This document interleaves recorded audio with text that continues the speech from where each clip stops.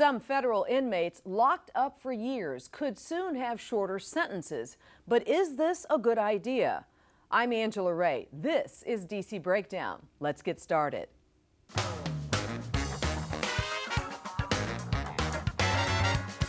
Breaking through the rhetoric, breaking down the issues.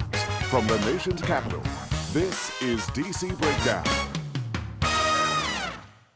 Federal inmates convicted of drug offenses may soon be able to petition to have their sentences reduced. That's the recommendation by the U.S. Justice Department Sentencing Commission.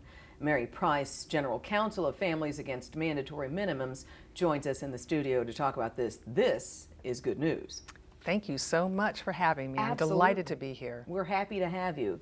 This is good news. It is very good news, in fact.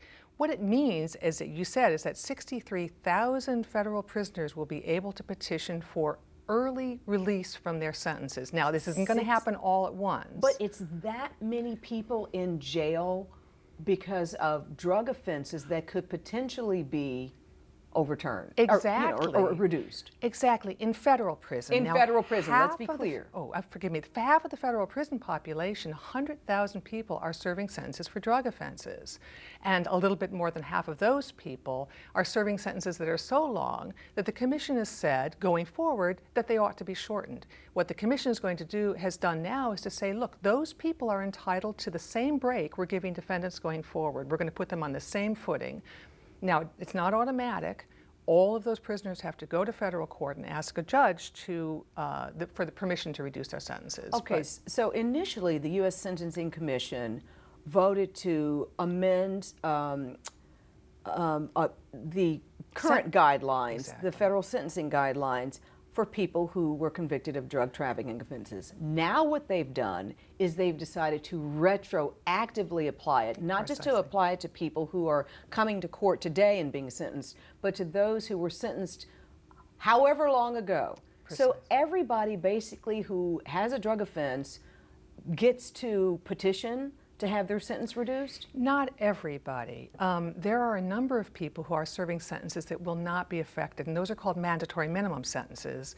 Mandatory minimum sentences are set by Congress, and the key word here is mandatory, and minimum is the other key word. Those are sentences below which judges may not go.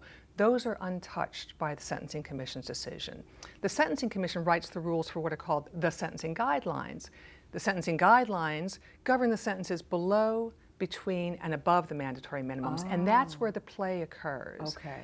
The commission, as you pointed out, modestly reduced sentences for defendants going forward. So starting in November of this year, defendants will be able to see modest reductions in the recommended sentences that they have.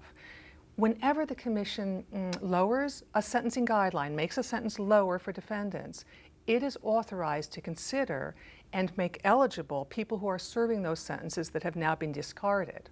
Okay. And that's what it did. Now, I know that Attorney General Eric Holder has directed U.S. attorneys to charge certain drug offenders in such a way that they won't be subject to the mandatory minimums. Precisely. That's his way to try and get around this whole mandatory minimum thing until Congress makes a move in the right direction. Precisely, precisely. The Department of Justice has taken some important moves, and that's one of them. It is also supporting the Smarter Sentencing Act, which is a bill in Congress in both houses with bipartisan sponsorship, which would cut drug mandatory minimums in half and make the Fair Sentencing Act, which was the law that cut crack cocaine sentences and crack cocaine mandatory minimums, also retroactive. So there's a great deal of relief there, and the department has really stepped up to support those efforts. And the Smarter Sentencing, what's it called again? The Smarter Sentencing Act is currently in Congress. Okay, so that I thought has not fully passed. That's correct. It came out of commission of the Senate committee rather. That's right. And now the Senate has to vote on it, the entire Senate. Precisely, that's right. And then the House also, because Okay. you know how that works. So we're making some progress. We are. It's rather an all-hands-on-deck moment when you think about it. Bipartisan members of Congress are supporting sentencing reform. The Justice Department, as you pointed out, is supporting sentencing reform. And the Sentencing Commission is making sentencing reform happen as well. It's a terrific moment, really. It really is. I mean, it just, all parts of the growing outcry for federal sentencing reform. Everything's on deck. The president, the attorney general. You've got Kentucky Senator Rand Paul coming out saying similar things, in addition to, as you said, bipartisan support. So I'm very hopeful that this does have a chance to pass, and that we can right a wrong, because as we know, this disproportionately impacts the African American community. That's absolutely right. 85% of the people who will be affected by the retroactive change now are people of color. 85%. Oh, if that doesn't break your heart, I mean, you know, the Bureau of Prisons, U.S. is 5% of the population, yet the prison system that we are involved in here in this country, it's 25% of the world population. I mean, this is ridiculous. It is insane, the number of people who are in prison. Their sentences don't match the crime they committed. What needs to happen is that judges, again, are given the opportunity at their discretion.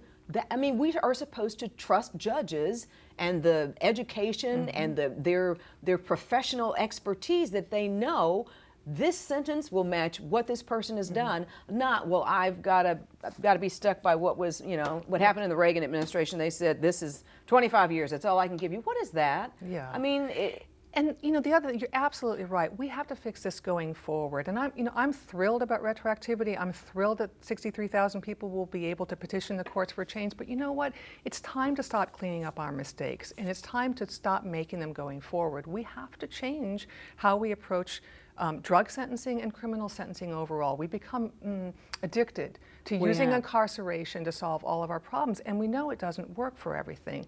And we're not arguing, of course, that you don't lock up the people you're afraid of and are dangerous, but really and truly, we have got to stop cleaning up after ourselves. Well, we can clean up after ourselves, we've got to stop making the same mistakes going forward. Right.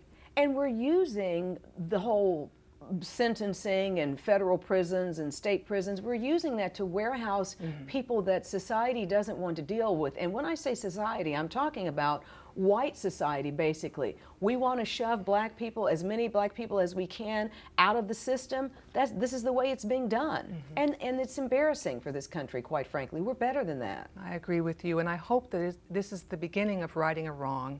And a beginning of a recognition throughout society and throughout our criminal justice system that things have to change. Well, let's just give you one more statistic. The Bureau of Prisons, back in 1980, there were 25,000 prisoners. As of 2012, there's roughly 220,000. I mean, this is big business, because now that prisons and running a prison is being outsourced, people are making money off of this, so it behooves them to get as many people as they can into their jails. These are private companies who are running these systems. I mean, it's just... Well, right. And when you think about it, the Bureau of Prisons itself is way overcrowded, too. It's a big problem. It's a public safety problem. And I think partly why the Department of Justice is stepping up now is because they're spending $1 out of every $4 of their budget to keep people locked up. And remember, I told you half of those people are drug offenders.